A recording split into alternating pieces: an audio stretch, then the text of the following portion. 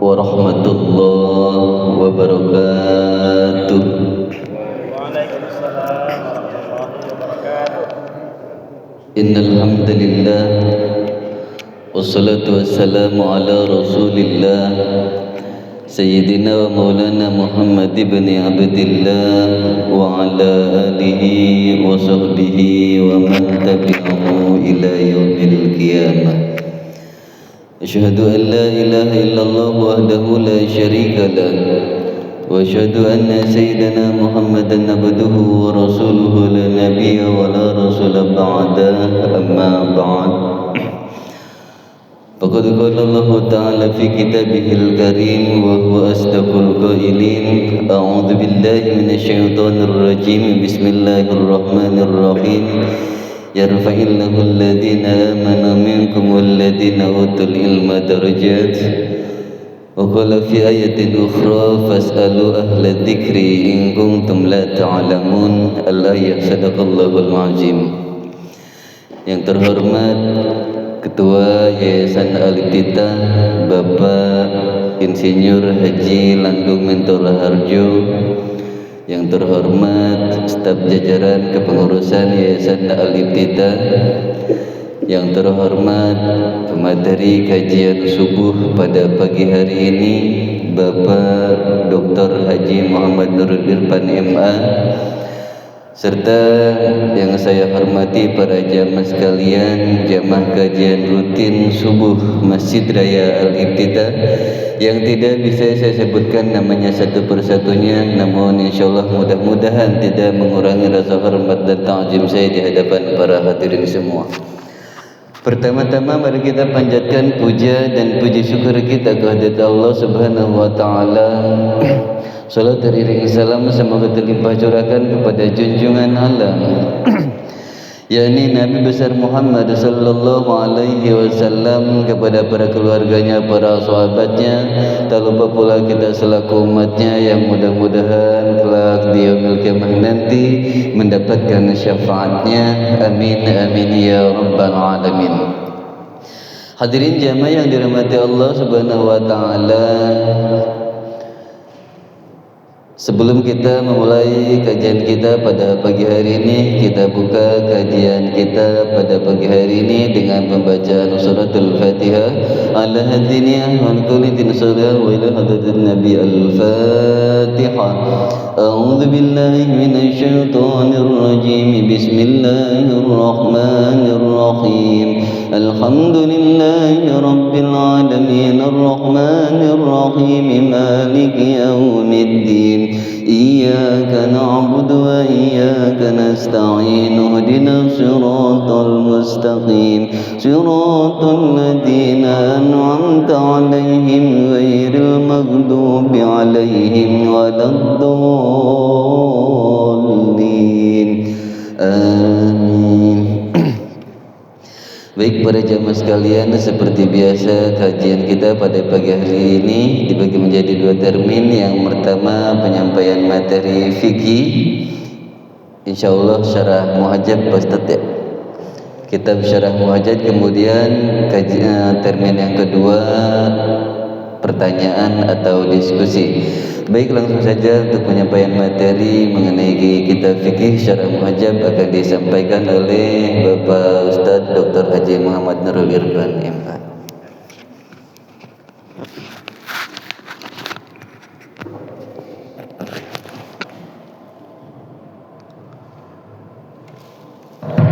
Assalamualaikum warahmatullahi wabarakatuh.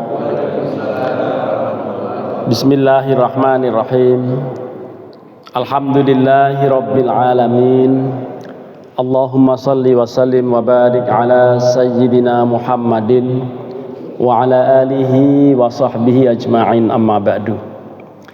Para jamaah, bapak-bapak dan ibu-ibu, kaum muslimin muslimat, wabil khusus para pengurus masjid, ketua DKM, sekretaris DKM, bendahara dan seterusnya yang kami hormati. Alhamdulillah kita akan melanjutkan kajian fikih kita, kajian kitab Al-Muhadzab Pada pagi hari ini kita akan meneruskan apa yang bulan terakhir dibadali oleh Ustadz Sumeh Puji Pangestu. Itu santri perdana yang alhamdulillah sudah bisa untuk membadali, mudah-mudahan tidak mengecewakan, dan mungkin suatu saat kalau ada berhalangan bisa dipercayai lagi. Tentu tergantung para pengurus masjid di sini. Pagi ini juga yang bersangkutan ini diminta untuk membadali ustadz lain di masjid setempat, tetapi 10 menit yang lalu saya telepon yang bersangkutan sedang kurang sehat, sehingga dengan sangat menyesal masjid tempat saya tinggal yang cukup besar itu tidak ada narasumber pada pagi hari ini. Ya, padahal mestinya tetap ada, jadi kurang cepat mengantisipasinya karena Ketua DKM memberitahu saya sudah malam dan ternyata yang diminta untuk membadali sakit. Kita akan lanjutkan pada soal takbiratul ihram. Di dalam pernyataan ini disebutkan faslun, ayy hadza faslun. Kelihatan ya, gede banget ini layarnya. Tsumma yukabbiru. Kemudian orang yang sholat itu setelah niat atau setelah siap untuk berdiri niat sholat lalu takbir. Wa takbiru lil ihrami fardun min furudis sholah. Takbiratul ihram itu merupakan rukun atau fardu dari rukun-rukun sholat. Tentu masuk kategori rukun qauli karena diucap kalimat Allahu Akbar. Nanti ada pembahasan apakah boleh diganti dengan Allahul A'zam. Boleh nggak dengan Allahul Akbar? Gitu. Jadi nanti ada pembahasan begitu. Lima rawa Ali ibn Abi Thalibin karramallahu wajhahu anna nabiyya sallallahu alaihi wasallam qala. Didasarkan atas satu hadis yang diriwayatkan oleh Ali bin Abi Thalib karramallahu wajhah, Nabi sesungguhnya pernah bersabda bahwa miftahus sholati al-wudu'u wa tahrimuha at-takbiru wa tahliluha at-taslimu. Itu bunyi hadisnya begitu. Kunci sholat itu wudu. Hal-hal yang mengharamkan untuk tidak boleh ngangkat HP, tidak boleh noleh, nengok-nengok, tidak boleh bergerak banyak, dan macam-macam yang lain itu begitu takbir. Jadi kalau misalnya belum takbir masih di sini lalu pengen mengisi saf yang sana karena kebetulan yang saf kedua belum penuh, dia sudah mau niat di sini lah, dia masih pindah ke sana nggak apa-apa, pindah jauh itu masih nggak apa-apa karena belum takbir. Nah, maksudnya takbir itu dengan gara-gara takbir itu akhirnya yang lain jadi haram dilakukan. Belum takbir ada telepon, yang telepon Prabowo lagi itu misalnya kan, ya diangkat dulu. Sebentar Pak, saya lagi mau sholat. Itu belum takbir boleh. Tapi kalau udah takbir atau sengaja dalam hati niat, ini telepon saya aktifkan, nanti kalau tiba-tiba Pak Prabowo jadi telepon saya mau angkat. Ternyata dia sholat, sepanjang sholat gak telepon, sholatnya gak sah.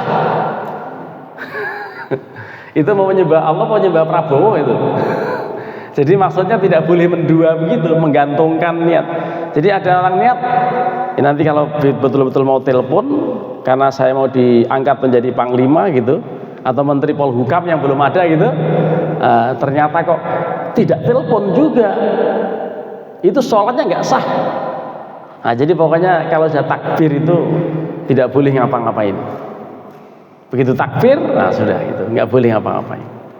Lah wa tahliluha, tahlilnya batas kemudian boleh ngapa-ngapain, ngangkat telepon, bales WA, garuk-garuk, macam-macam itu kalau sudah salam. Kalau sudah salam mau ngapain aja boleh, selama yang selama sholat dilarang, ketika sudah salam nah, sudah boleh. Nah itulah jadi kunci sholat wudhu. Yang mengharamkan melakukan banyak hal yang membatalkan itu takbir, dan yang menghalalkan itu taslim salam. Lah wat takbiru huwa ayyaqula, yang namanya takbir itu seorang yang sholat mengucapkan kalimat Allahu Akbar. Itu pembuka sholat, tapi kemarin pembuka berantem antar kelompok, masing-masing takbir. Itu melecehkan kalimat takbir itu.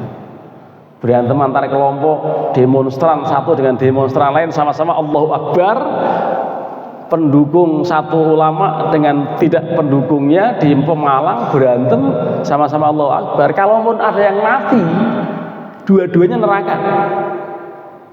Nah, jadi sebaiknya kalau mau berantem nggak usah pakai kalimat-kalimat sakral. Allahu Akbar buat dorong pintu gerbang DPR. Memang jadi kuat, tenaganya kuat karena beribu-ribu orang dorong pagar ya ambruk kan gitu. Dengan semangat Allahu Akbar itulah. Lah tapi kan menjadi tidak sakral. Kalimat pembuka sholat ya dipakai untuk berantem, dipakai untuk begitu. Nah tapi orang begitu sekarang ini sudah salah menerapkan gitu ya. Li'anna nabiyya kana yadkhulu bihi fis shalah, karena Rasulullah setiap kali mau memulai sholat selalu takbir. Dan ini bagi yang mau menyusul imam karena dia masbuk, jangan lupa tetap takbir walaupun buru-buru untuk menyusul ruku. Imam sudah mau ruku, bahkan sudah turun mau ruku, orang itu Allahu Akbar sekaligus takbir untuk ruku, takbir untuk takbiratul ihram, itu nggak sah. Ini beda dengan mandi jinabat di subuh Jumat. Nah kalau itu silakan ada niat ini karena saya semalam mandi jinabat, juga karena ini hari Jumat saya niat sholat mandi sunat, boleh begitu, itu nggak apa-apa. Tapi kalau takbiratul ihram digandeng niatnya dengan takbiratul intiqal untuk ruku, nggak bisa, harus bisa Allahu Akbar baru nyusul gitu.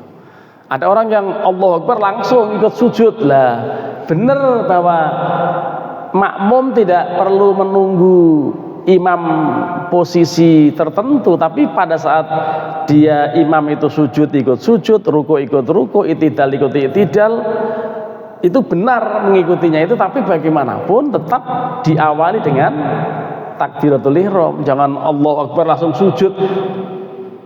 Itu turun Allahu Akbarnya untuk gerakan turun mau sujud atau gerakan takbiratul ihram.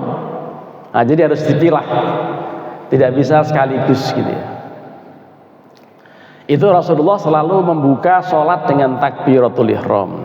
Wa qad qala sallallahu alaihi wasallam, padahal sedangkan Rasulullah memang pernah bersabda dalam kalimat yang sangat terkenal, shollu kama ra'aitumuni usolli. Itu begitu tulisannya itu. Ini bahasa Arab, jangan dianggap bahasa Jawa. Orang Jawa itu ngaco. Sholatlah kalian seperti kalau saya sholat muni usolli. Muni kan bunyi. Lalu ini dalilnya orang sholat pakai usolli, ini begini gimana? Ini bahasa Arab bukan bahasa Jawa. Jadi shollu kama ra'aitumuni usolli itu lah. Muni itu ya bahasa Arab ini, jangan dianggap bahasa Jawa. Nah, jadi sholatlah kalian seperti yang kalian lihat sholat itu seperti ini. Takbiratul ihram, kemudian doa iftitah, kemudian ta'awudz, kemudian Fatihah, kemudian surat, kemudian mengangkat tangan untuk ruku dan seterusnya. Ini detailnya begitu. Fa'in qala, kalau orang mengucapkan takbiratul ihramnya itu mau dimodifikasi, misalnya Allahul Akbar, ajza'ahu, boleh, hanya nggak lazim saja. Allahul Akbar boleh tapi nggak lazim, kan biasanya Allahu Akbar gitu. Nanti akan ada pembahasan bagaimana menambah huruf. Sebetulnya nggak bermaksud menambah huruf, tapi karena yang mengajari waktu awal pertama kali belajar sholat sudah salah, membunyikan takbir sholat kok Allahu Akbar. Ada wak gitu loh, Allahu Akbar, itu nambahin huruf itu boleh nggak? Nanti ada juga pembahasan soal itu. Jadi itu kalau Allahul Akbar masih oke. Li'annahu ata biqaulihi Allahu Akbar wa zada ziyadatan la tahilul makna. Jadi baik Allahu Akbar maupun Allahul Akbar sama-sama sah karena beda susunan itu tidak merubah arti. Kalau hanya Akbar dan Al-Akbar, hanya Allahu Akbar dan Allahul Akbar itu tidak dianggap merubah arti, jadi boleh. Kakolihi, seperti ucapan orang lain misalnya Allahu Akbar kabiro, tapi kalau seandainya begitu jangan apa Allahu Akbar kabiro, tapi kok begitu ya? Agak aneh misalnya mau dibaca begitu, tapi sah. Ya kalau mau mempraktekkan ilmu ya silakan aja Allahu Akbar kabiro. Cuman ini aneh-aneh, padahal ada kitabnya dan boleh seandainya mau mempraktikkan ilmu gitu ya. Tapi paling-paling orang ini kitab apa, kasih tahu ini kitabnya gitu, supaya mau ngaji juga orang yang itu. Tapi tampak-tampaknya akan mikir dua kali kalau orang membuat keanehan gitu ya. Biasa-biasa aja lah yang Allahu Akbar gitu ya. Wa in qala, kalau ada orang ngaco, tapi dibahas, ngaco itu dibahas Akbarullah, dibalik. Jadi Akbarullah, lah sholat kok Akbarullah itu boleh apa enggak ya? Itu wajhani, dua keterangannya dua mengenai boleh membaca takbir dengan Akbarullah itu dua pendapat. Ahaduhuma, salah satu dari kedua pendapat itu yujzihi, boleh. Tapi aneh kali ya, Akbarullah, loh kok begitu? Mungkin dikira ngarang, tapi ya memang ngarang, tapi kitabnya ada pengandian begitu, dan katanya sah lagi. Kama lau qala, seperti kalau orang mengucapkan Alaikumussalam. Nah, ini saya ngomong-ngomong kitabnya boleh nggak nunjukin pada pemirsa ya, jadi saya harus tunjukin juga ini pada pemirsa, ada pernyataan-pernyataannya. Nah, memang ada kitabnya menyebutkan begitu. Kama lau qala alaikumussalam fi akhiris sholat. Jadi kalau mau bikin sensasi, sholat dibuka dengan Akbarullah gitu. Yang pertama ini bukanya. Lalu waalaikumsalam, waalaikumsalam. Jadi aneh kalau begitu ya. Tapi dikatakan boleh. Kalau assalamualaikum dibalik dengan waalaikumsalam boleh, berarti Allahu Akbar dengan Akbarullah juga boleh. Itu keterangan pertama. Ya, boleh dan tidaknya ada. Lah, tapi wathani, pendapat yang kedua ini, La yujzihi, nggak boleh. Wong begitu amat sih. Wong Nabi juga nggak pernah nyontoin yang aneh-aneh gitu. Jadi tidak boleh. Tetap hanya Allahu Akbar dan Assalamualaikum gitu. Jadi tadi yang kedua la yujzihi gitu. Jadi memang pembahasannya begitu. Apa alasannya? Wa huwa dhahirun qauluhu fil Ini secara zahirnya memang begitu. Dinyatakan oleh Imam Syafi'i dalam kitab Ini kitab induk. Kitab babonnya Imam Syafi'i itu. Ya. Li'annahu tarokat tartiba fi dzikri. Karena ketidakbolehan itu alasannya meninggalkan tertib, melanggar aturan. Tertibnya Allahu Akbar kok jadi Akbarullah, tertibnya Assalamualaikum jadi Waalaikumsalam. Itu yang benar aja gitu. Jadi itu ilustrasi penjelasan soal ini. Fahuwa kama lau qadima ayatan ala ayatin. Ini sebagaimana kalau mendahulukan ayat yang belakangan di depan. Ya. Apa contohnya? Ya contohnya katanya misalnya Bismillahirrahmanirrahim. Kan nggak lazim itu. Jadi tidak boleh dibalik-balik begitu. Cuman kalau untuk jimat orang Jawa punya kulhu balik. Itu kulhu balik bagaimana? Lam yulat kufuwan yalid kan itu. Yang aslinya lam yalid kufuwan yulat, lam yalid malam yulat, itu lam yulat kufuwan yalid. Oh, dibalik-balik. Tapi itu jimat yang ampuh itu. Kata ketua DKM atau penasihat DKM, ketua DKM beliau.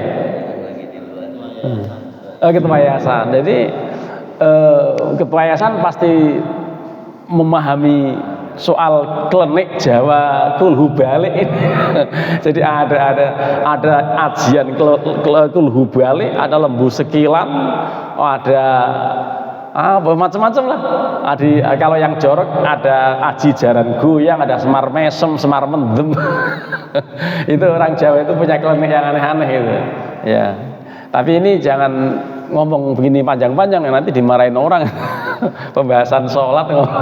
Nah itu tidak boleh, membalik-balik itu nggak boleh. Jadi Allah Akbar ya Allah Akbar, jangan Akbarullah.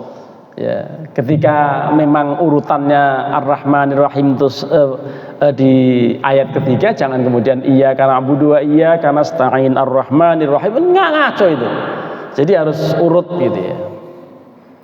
Wa hadza yabtulu bitasyahhudi wassalami. Wa hadza yabtulu ini konsep membalik-balik itu membatalkan tasyahudnya, membatalkan salamnya. Artinya salam menjadi tidak berguna, tasyahud juga menjadi tidak berarti. Itu pendapat yang kedua, dan tampak-tampaknya kita sepakatlah untuk ikut yang normal saja gitu ya. Yang normal aja, nggak usah aneh-aneh. Ya, ini karena kajian makanya apapun kemudian diumpamakan atau diilustrasikan dalam pernyataan kitab, dan ini bukan ngawur karena pasti ada dalil, ada apa gitu memberitahu soal hal itu. Para jamaah,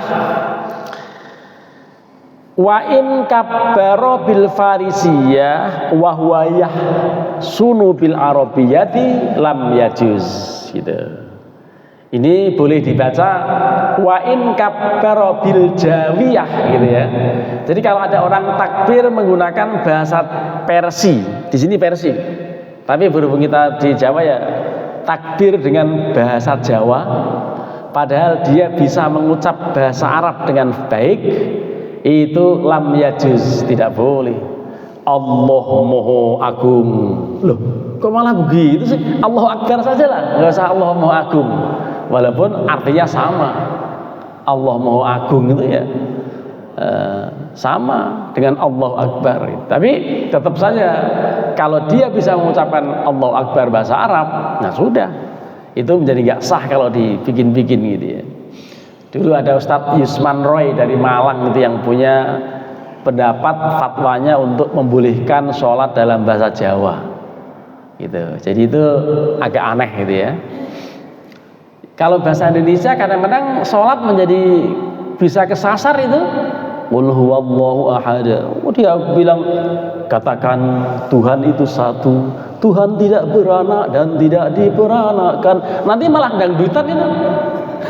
Gara-gara ingat Roma Irama gitu. Jadi kalau qul huwallahu ahad ya qul huwallahu ahad saja, jangan katakan Tuhan itu satu. Karena sholat itu ya seperti yang Rasulullah lakukan dalam bahasa Arab, jangan bahasa Persia, bukan bahasa Jawa dan bahasa Sunda atau yang lain gitu ya. Lah kalau baca Quran langgam Jawa sih, langgam mocopat selama tidak melanggar kaidah hadis atau kaidah tajwid barangkali masih ditolerir. Kan dulu pernah ada tuh orang yang membaca dalam acara Maulid Nabi periode Jokowi pertama dulu, mentang-mentang Jokowi orang Jawa gitu, lalu dibaca surat An-Najm dalam langgam mocopat. Tapi bagus bacanya dan tidak melanggar tajwid memang. Iya, itu ada seorang qori dari UIN Jogja namanya Dr. Yasir Arafat. Wah, itu jadi heboh, memang jadi heboh. Tapi yang heboh itu biasanya ya yang galak-galak lah gitu ya. Tapi kalau yang nggak galak selama tidak melanggar tajwid nanti itu pernah ada begitu. Wan najmi idza hawa ma dhalla sahibukum wa ma ghawa wa ma yantiqu 'anil hawa in huwa illa wahyu yuha. Itu kalau suaranya bagus aja itu mau copat itu gitu. Nah, cuman ada yang galak, nanti ada langgam Betawi, langgam Sunda, langgam Batak dan lain-lain gitu ya. Padahal sih kalau tidak melanggar kaidah tajwid silakan saja gitu ya. Di sini juga pastinya dua pendapat ini ya. Barangkali banyak yang tidak senang gitu ya. Ya, tapi saya mendengar, saya lihat ya berarti nggak ada masalah sebetulnya. Tapi memang kalau mau bijak sebetulnya kalau soal ibadah, soal baca-baca Quran itu ya jangan aneh-aneh. Karena membuat gaduh masyarakat juga bagian yang tidak baik gitu ya. Nah, karenanya biasa-biasa aja lah gitu. Itu kalau mau diganti dalam bahasa Persia atau bahasa Jawa tidak boleh. Karena tadi Rasulullah bersabda sallu kama raaitumuni usolli. Fa illam yahsun bil arabiyyati wa dhaqal waqtu ayyata'allama kabbaro bilisanihi. Kalau memang orang itu tidak bisa fasih dalam mengucapkan berbahasa Arab, takbir berbahasa Arab, sementara dia baru saja masuk Islam dan kepingin sholat, ya wadhaqal waktunya sempit sekali karena dia tasahud berikrar masuk Islam jam 11:30, setengah jam berikutnya sudah zuhur ya, dan pengen sholat, itu dikatakan ayyata'allama ya, tadi waktunya sempit untuk belajar kabbaro bilisani, udah takbir aja sesuai dengan bahasa yang dia miliki ya. Sebenarnya misalnya bahasa Jawa tadi Allah Maha Agung, atau bahasa Indonesia Allah Maha Besar dan seterusnya, itu ditolerir selama kemungkinan belajar tidak cukup waktu karena dia baru saja masuk Islam. Itu sampai kayak begitu tuh penjelasannya. Kenapa? Li'annahu ajzun 'anil lafzi, karena dia lemah dari mengucapkan lafaz yang dipastikan atau yang diwajibkan. Fa'ata bimaknahu, maka dia mendatangkan bahasa yang artinya sama dengan Allahu Akbar. Apakah bahasa Inggris, apakah bahasa Indonesia, bahasa Jawa dan seterusnya. Wa ini tasa'al waktu lazimahu ayyata'allama, tetapi kalau waktunya cukup wajib dia belajar mengucapkan Allahu Akbar yang benar. Ya tidak boleh sholat diganti takbir ihram, takbiratul ihramnya dengan bahasa lisannya gitu ya. Fa'ilam yata'allam wa kabbara bilisanihi batolat sholatuhu. Kalau dia enggak belajar sementara nekat tetap menggunakan bahasa setempat, bahasa lidahnya dalam bertakbir, maka batal sholatnya. Berarti kan wajib belajar untuk mengucapkan Allahu Akbar gitu.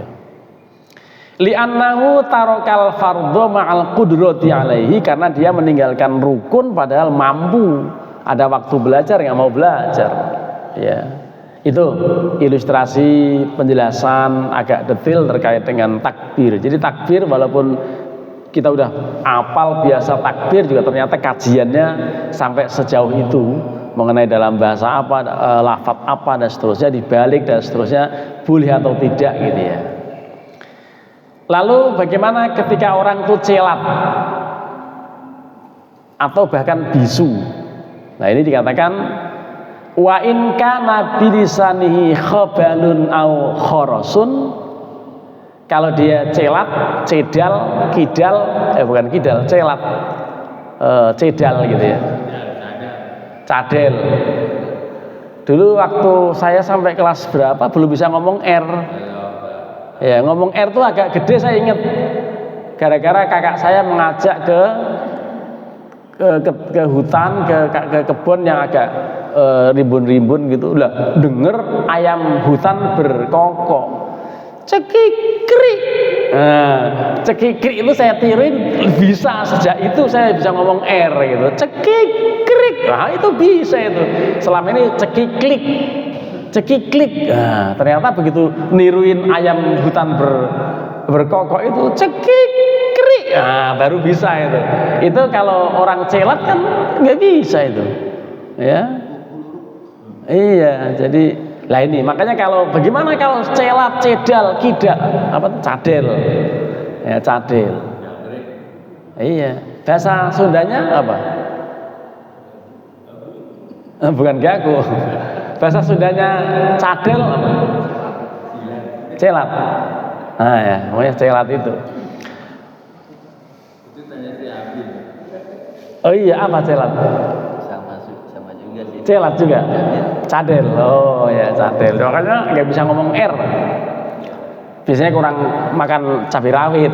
Jadi itu kalau punya bayi cabai rawit itu biar cepet ngomong R-nya gitu. Ah, itu harrokahu bima yakdiru alaihi, ya, gerakan lidah itu semampunya, ya, sebatas kemampuannya.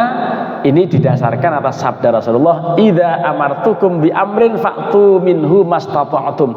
Kalau saya perintahkan untuk mengerjakan sesuatu, laksanakan semampu Anda. Nah, semampu Anda berarti sebisa-bisanya Allahu Akbar. Misalnya begitu kan? Bisa aja, karena emang celat betul-betul. Saya punya teman, mungkin ada yang kenal lah, engkau suka ngajar di sini juga itu, almarhum Ki Fahmi Ahmadi itu kalau baca R kurang jelas gitu. Ki Fahmi Ahmadi yang sudah wafat, teman saya seangkatan, tinggalnya di dekat sini. Itu kalau baca R itu nggak jelas, iya. Jadi R itu kayak gitu nggak jelas. Gitu. Itu sudah nggak apa-apa gitu. Ya, Bismillahirrahmanirrahim. Ar-Rahmanir-Rahim gitu. Jadi ya memang begitu kalau orang celat begitu. Lah itu udah sebisanya nggak ada masalah gitu.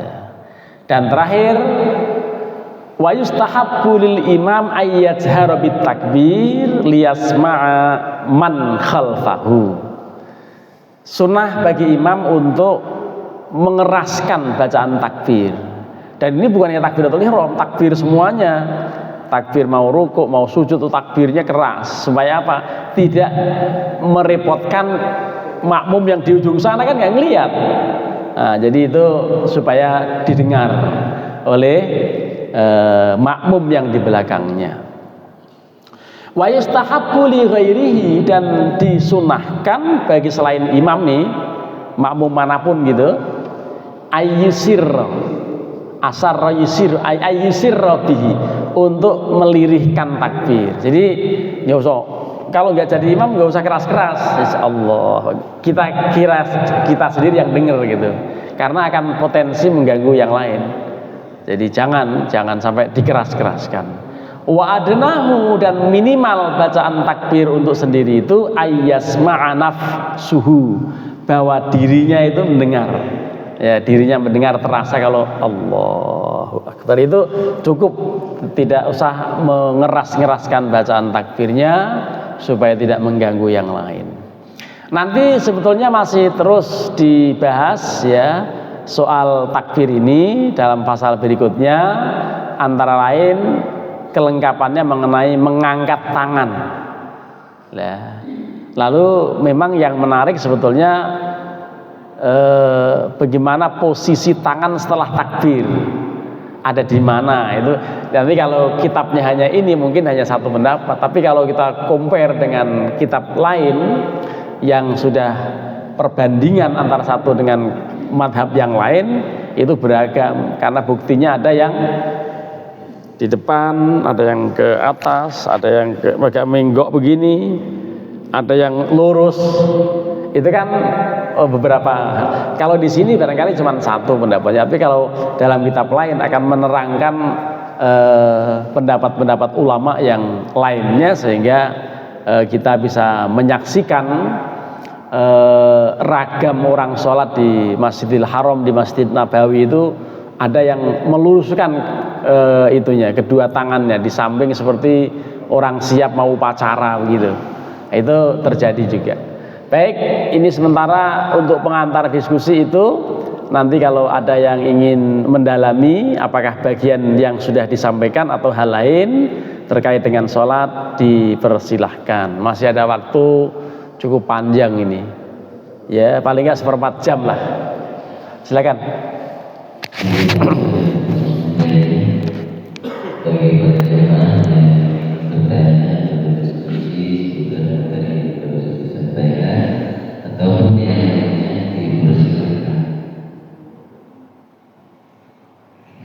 Silakan Pak. Ini mohon ini digandengin, diikat aja biar ya lepas.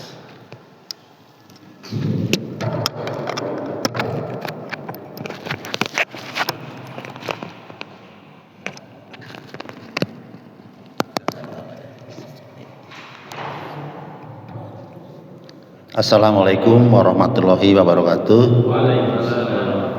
Ada beberapa pertanyaan yang biasa saya lihat di masjid ini, kebiasaan-kebiasaan itu terjadi.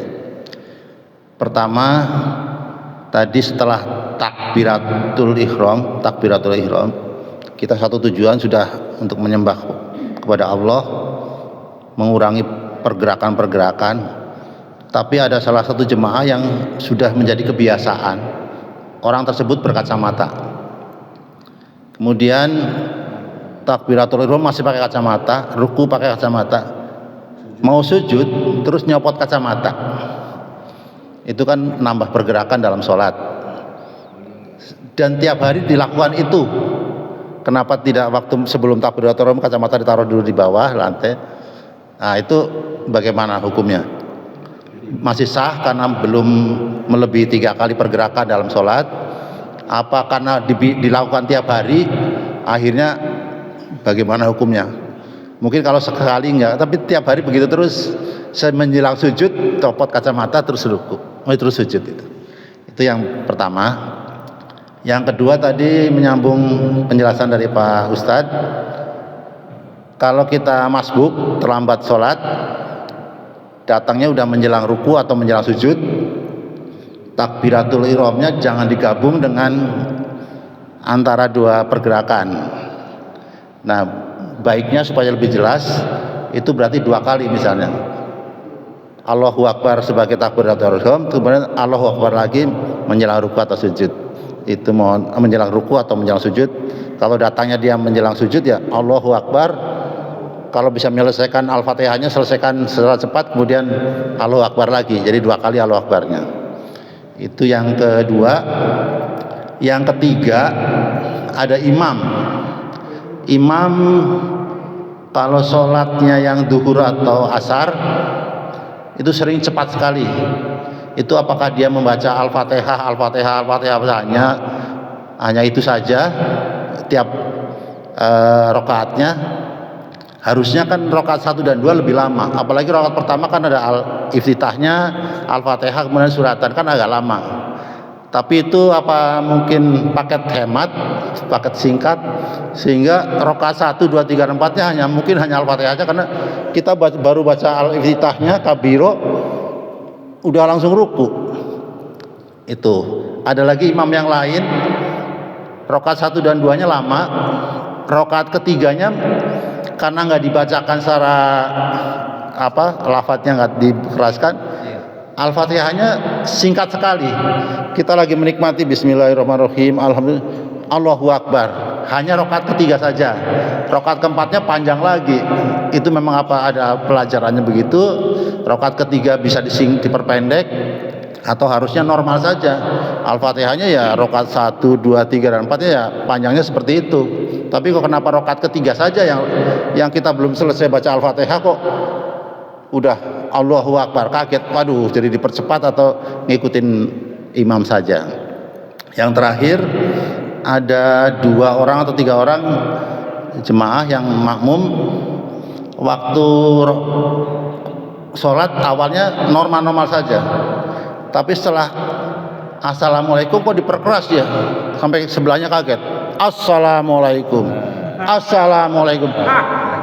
Saya kaget, oh ini bukan imam kok jadi keras sekali.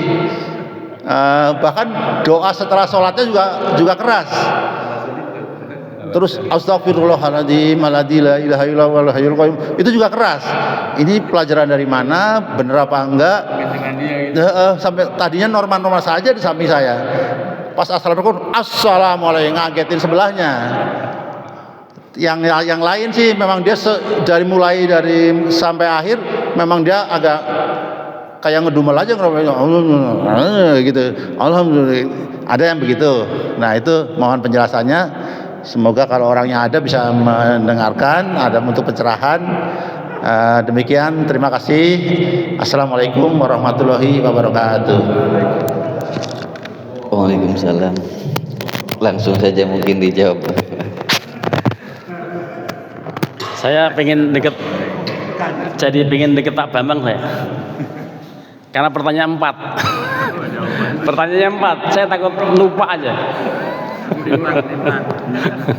Berarti sambil memberi tahu yang lain jangan nanya, katanya mungkin.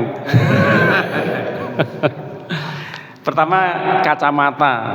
Mudah-mudahan orangnya ada di sini. Kalaupun nggak ada nanti melihat YouTube saya. Tapi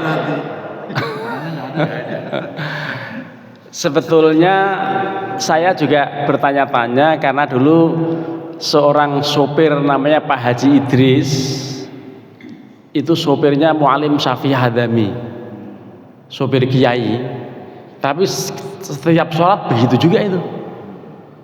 Jadi waktu mau sujud dia copot. Tangan 2 taruh situ, baru saja. Enggak, tapi kalau yang sopir ini dicopot lalu kaos ininya kacamatanya kayak milik Dul Sumbang itu, ada rantainya. Iya, jadi gandul-gandul gitu situ dicopot. Tapi ntar pas dia nggak sujud pakai lagi, gitu. Saya pikir kenapa nggak dicopot dari tadi aja gitu.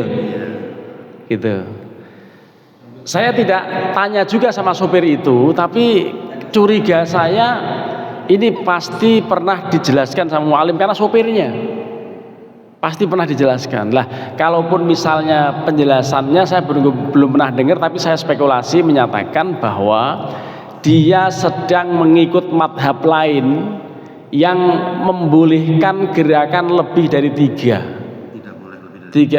Yang membolehkan, yang menyatakan gerakan lebih dari 3 itu enggak membatalkan.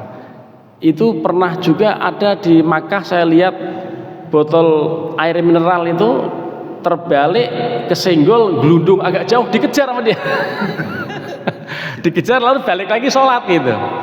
Wah, ini aneh lagi gitu. Tapi oke lah, jadi ini madhab Syafi'i memang sangat rigid, sangat ketat kaitan dengan yang membatalkan sholat mengenai gerakan 3 kali berturut-turut itu membatalkan sholat. Sehingga orang yang mau mundur atau mau maju, mau geser dalam soft kan, kalau lagi ada yang makmum menyusul kan kita harus mundur.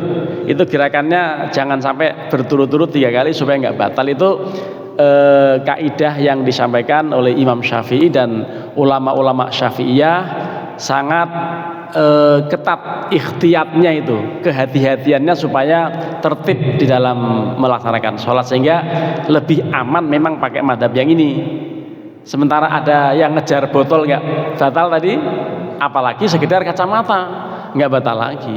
Barangkali yang bersangkutan berniat mengikuti madhab lain, itu kita husnudzon saja begitu, gitu, supaya jangan paksa dia untuk mengikuti penjelasan saya gitu. Artinya kalau saya sih tidak pernah melakukan gerakan yang ekstra itu, supaya karena ya tadi dalam rangka untuk berhati-hati, ikhtiyat dalam beribadah. Itu yang pertama. Masih 3 dan kemungkinan 3 mudah-mudahan nggak lupa itu ya. Yang ketiga itu mengenai makmum masbuk. Makmum masbuk yang memang harus double, sekalipun segera akan membaca takbiratul intiqal. Apakah karena mau sujud nyusul imam, apakah karena mau ruku menyusul imam, itu yang pertama-tama tetap harus takbiratul ihram, Allahu Akbar, Allahu Akbar, untuk ruku, untuk sujud begitu. Tidak boleh sekaligus, ya, tidak boleh sekaligus. Kecuali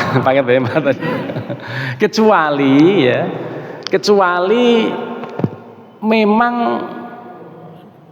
dia sudah punya niat untuk meninggalkan sunnah.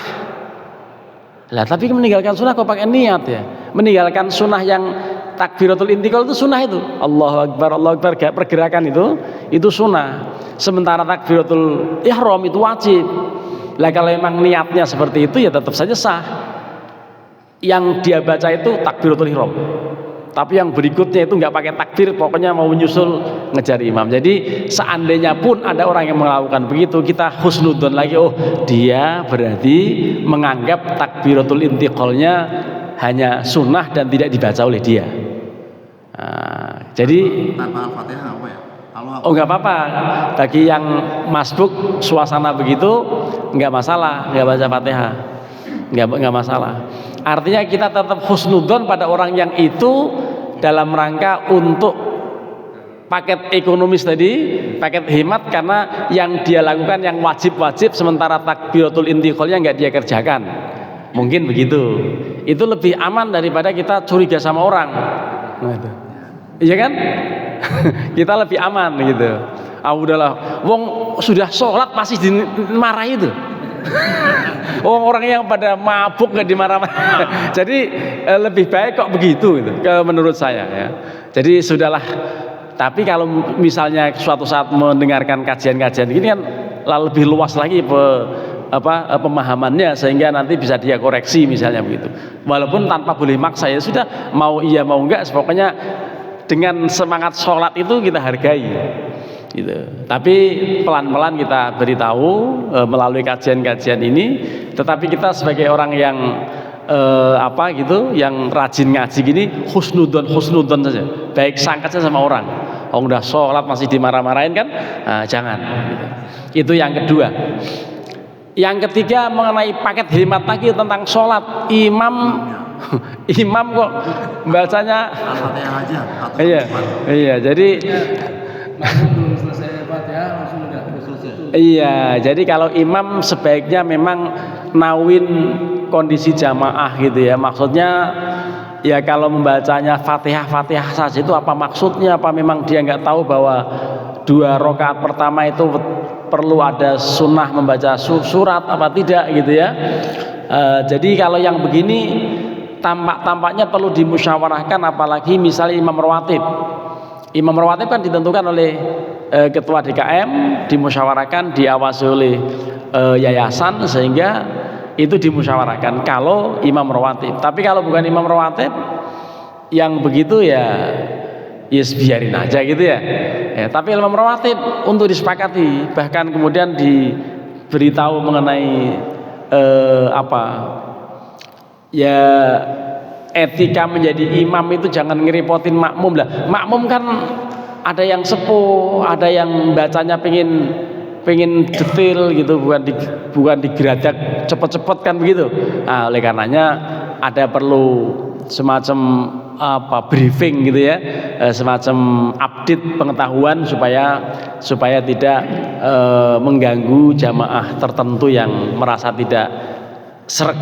Karena kalau tidak srek berarti dia jamaah dengan imam yang dia sendiri nggak srek, kaitan dengan bacaan, kaitan dengan pergerakan gitu, itu hukumnya makruh.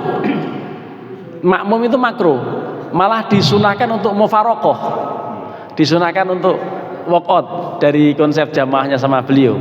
Itu jadi karenanya ini perlu ada musyawarah, perlu ada briefing, perlu ada penyeragaman. Intinya jangan sampai ada jamaah yang resah gara-gara bacaan atau pergerakan yang terlalu cepat gitu. Yang terakhir tadi kalau singkatnya hanya rakaat ketiga saja Al-Fatihahnya. Rakaat keempat panjang lagi di Al-Fatihah. Sudah saatnya ruku nggak ruku rakaat keempat. Rakaat ketiga baru sebentar udah ruku. Itu hanya rakaat, ada ininya nggak ada. Beberapa ustadz ada yang begitu. Kok rakaat ketiganya cepat? Iya, itu memang panjang lagi. Dia baca surat lagi gitu ya? Iya, panjang lagi. Saya kok belum ketemu dalilnya, tapi memang ada kalau dalam kitab yang selama ini saya baca ya, kecuali sempalan-sempalan dari apa gitu, memang katanya ada anjuran baca surat di rakaat terakhir. Ya, sehingga mungkin ya orang yang begitu itu melaksanakan membaca lagi satu surat di rakaat terakhir barangkali itu ya. Tapi kalau membacanya kepanjangan ya bingung. Iya, makmum mau ngapain gitu ya? Makmum mau ngapain? Seperti rakaat tahiyat akhir. Ini udah masanya salam nggak salam kadang-kadang adanya. Iya, jadi baca doa terakhir juga jangan terlalu panjang ya. Maksudnya itulah yang standar saja lah, jangan segala macam doa dibaca. Lah kalau seandainya yang dimaksudkan ini imam rawatib kita, maka diberitahu saja. Tapi begitu ada kajian ya dengerin. Itu persoalan. Jadi ya memang begitu. Kita pahami saja gitu ya. Lah kita sebagai makmum siap-siap niteni imam masing-masing itu loh. Niteni lah. Oh, kalau ini siap agak santai baca Fatihah yang terakhir, rakaat terakhir. Karena apa? Toh dia lama gitu ya. Begitu kita santai ternyata cepet loh. Tumben amat. Ini namanya imam membingungkan gitu. Jadi imam sebaiknya jangan membingungkan makmum gitu ya. Ya dalam segi bacaan maupun siap-siap di rakaat tadi baca Fatihah udah cepet juga karena termasuk yang biasa cepet gitu ya. Biasa-biasa aja. Yang biasa-biasa saja. Jadi bagi imam perlu ilmu yang biasa-biasa saja gitu ya. Bagi makmum perlu ilmu niteni. Mungkin satu mazhab Imam Syafi'i dengan digabung dengan Imam Maliki yang Maliki mungkin begitu atau ya itu mencampur adukkan madhab juga sebetulnya bagian dari yang tidak dianjurkan gitu.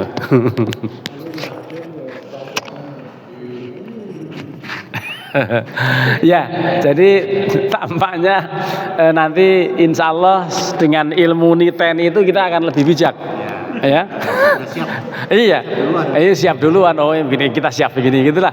Ilmu niteni sama ilmu husnudzon, insya Allah akan tetap menjaga harmoni kita antar jamaah gitu ya, supaya tetap terjaga gitu ya. Ya, jangan sampai nanti ada imam yang dibopong. Mentang-mentang imamnya badannya kecil itu dibopong, ini jadi imam jangan begini gitu. Jangan, jadi biarin aja. Nah, ini masing-masing punya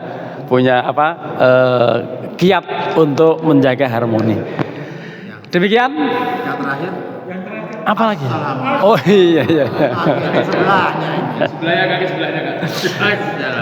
Jadi maksudnya apa itu? Mungkin maksudnya mau ngagetin. Assalamualaikum.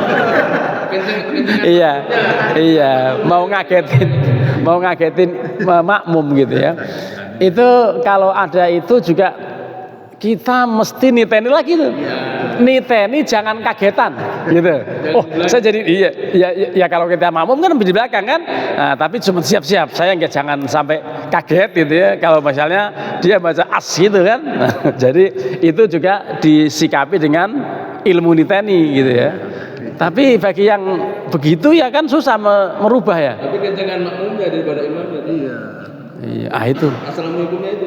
Itu tadi dikatakan sunnah menjaharkan takbiratul ihram kecuali imam. Jadi imam yang sunnah yang lain tidak. Lah ini kalau takbiratul ihramnya saja hanya imam yang keras, terlebih lagi salam. Kan begitu. Harusnya kan takbiratul ihramnya sama dengan salam. Yang disunahkan keras hanya imam. Yang bukan imam tidak. Lah ini bukan imam tapi barangkali dia ingin melamar jadi imam. Jadi barangkali itu. Jadi memang perlu memahamilah satu dengan yang lain gitu ya supaya tetap terjaga silaturahmi yang baik dan kemudian satu dengan yang lain ya saling memahami. Ini juga saya hitung ini tadi ada 3 soft yang ngaji ya ini, tapi soft yang tidak ya kelompok lain. Ya, memang begitu di mana-mana gitu ya. Ilmu niteni juga. Iya. Saya katakan kebetulan masbuk ya, masbuk 2 rakaat. Karena apa? Itu sudah pertengahan ahlul qumut tadi dibaca. Atau sudah mulai ahlul qumut. Pokoknya rakaat kedua lah. Saya terlambat gitu ya. Jadi begitu, insya Allah mudah-mudahan kita terus bisa menjaga kualitas sholat kita dan terus istiqomah dalam melakukan berbagai kebaikan. Masih perlu dibuka lagi? Sudah jam 6 ya. Mari kita akhiri dengan sama-sama membaca doa. Lakal hamdu ya Allah ya Rabbana ya Maulana ya Ma'bud. Allahumma salli wa sallim wa barik ala sayyidina Muhammadin fil awwalin wa fil akhirin. Wa sallim wa radiyallahu tabaraka wa ta'ala an kulli sahabati Rasulillahi ajma'in. Hamdan syakirin, hamdan na'imin, hamdan yuafi ni'amahu wa yukafi'u mazidah. Ya Rabbana lakal hamdu kama yanbaghi li jalali wajhikal karimi wa 'azimi sultanik. Allahumma ighfir lana dhunubana wa liwalidayna warhamhum kama rabbawna shighara. Allahumma inna nas'alukal huda wat tuqa wal afafa wal ghina. Allahumma ahsin aqibatana fil umuri kulliha wa ajirna min khizyid dunya wa adzabil akhirah. Allahumma arinal haqqa haqqan warzuqna ittiba'ah wa arinal batila batilan warzuqna istinabah. Allahumma inna nas'aluka fahman nabiyyin wa hifdzal mursalin wa ilhamal malaikatil muqarrabin. Rabbana atina fid dunya hasanah wa fil akhirati hasanatan wa qina adzaban nar. Wa sallallahu ala sayyidina Muhammadin wa ala alihi wa sahbihi wa baraka wa sallam. Subhana rabbika rabbil izzati amma yasifun wa salamun alal mursalin walhamdulillahi rabbil alamin. Terima kasih, mohon maaf. Wallahul muwaffiq ila aqwamit thoriq. Assalamualaikum warahmatullahi wabarakatuh. Waalaikumsalam warahmatullahi wabarakatuh.